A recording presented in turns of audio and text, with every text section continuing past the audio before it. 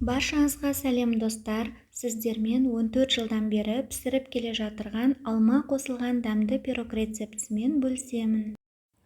Алдымен қамырымызды дайындаймыз, сары май мен қантты бір-біріне жақсылап араластырып аламыз.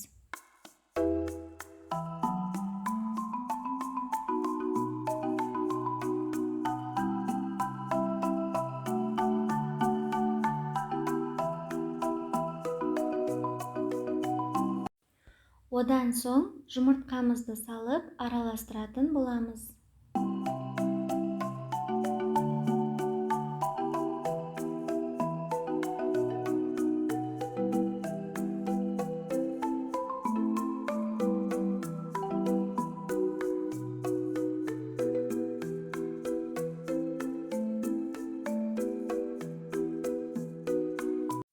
Массамызға құрғақ ингредиенттерімізді қоспас бұрын ұн мен қамыр қопсытқышымызды бір-біріне араластырып аламыз.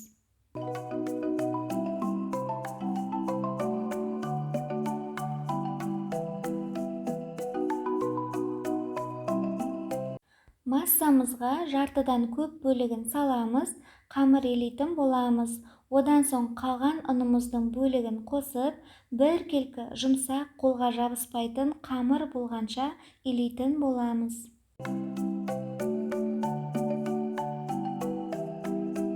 Достар, каналымда 5 түрлі тәтті рулеттердің оригинал рецептісінің мастер-класс видеолары бар. Каналым өте пайдалы, тіркеліп алыңыздар. Қолға жабыспайтын жұмсақ қамырымыз дайын болды. Енді пирогымызға салатын алмамызды кесіп дайындаймыз. Сіздерге бір ғана алманы кесіп көрсетейін, қалған алмаларымызды да дәл солай кесіп тазалап турайтын боламыз.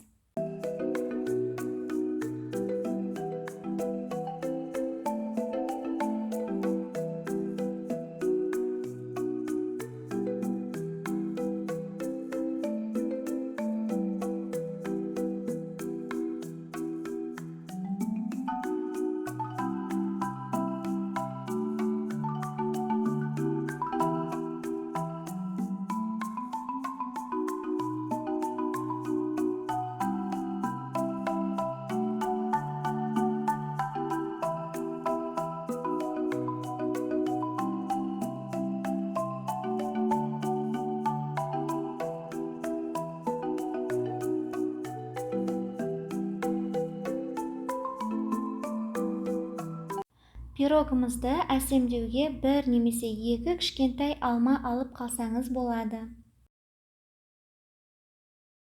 Қамырымызды қалыпқа саламыз. Қалып диаметрі менде 26 см, немесе сізде 20 сантиметрлік силиконды қалып болса, дәл осы рецептімен 2 пирог пісіріп шығаруға болады.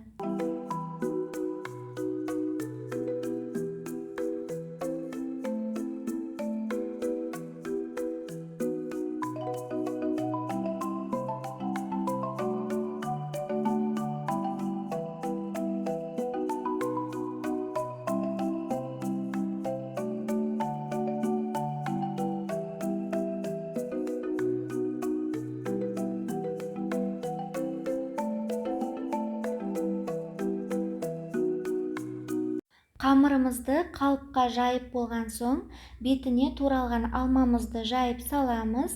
Одан соң пирогымызға құятын кремімізді дайындайтын боламыз.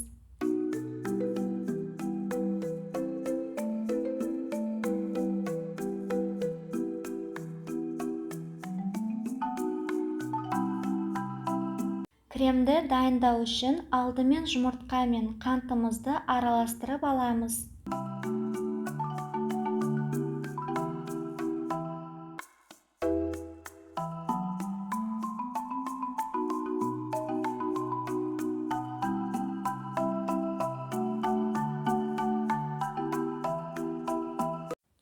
Содан соң қаймағымызды қосып, тағы да араластырып аламыз.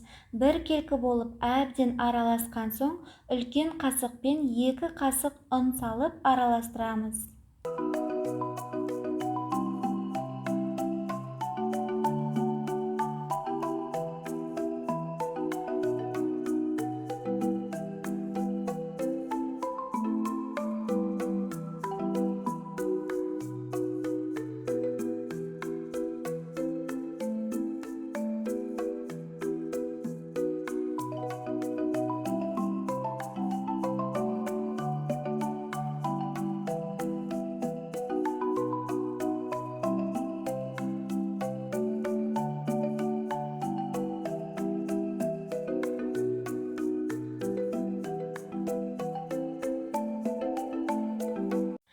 Дайын кремімізді пирогымызға құйып тегістейміз.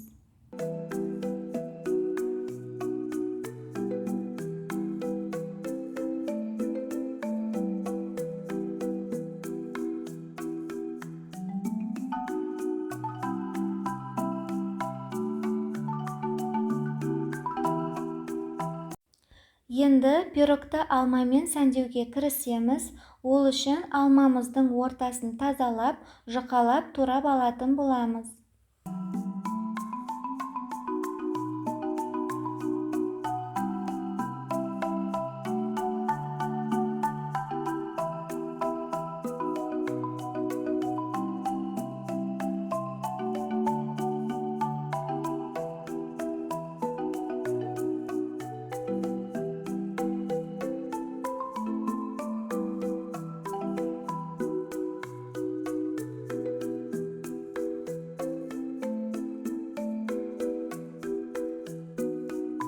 Туралған алманы роза гүлінің жапырағы секілді пирогтың бетіне әдемілеп қатарлап салатын боламыз.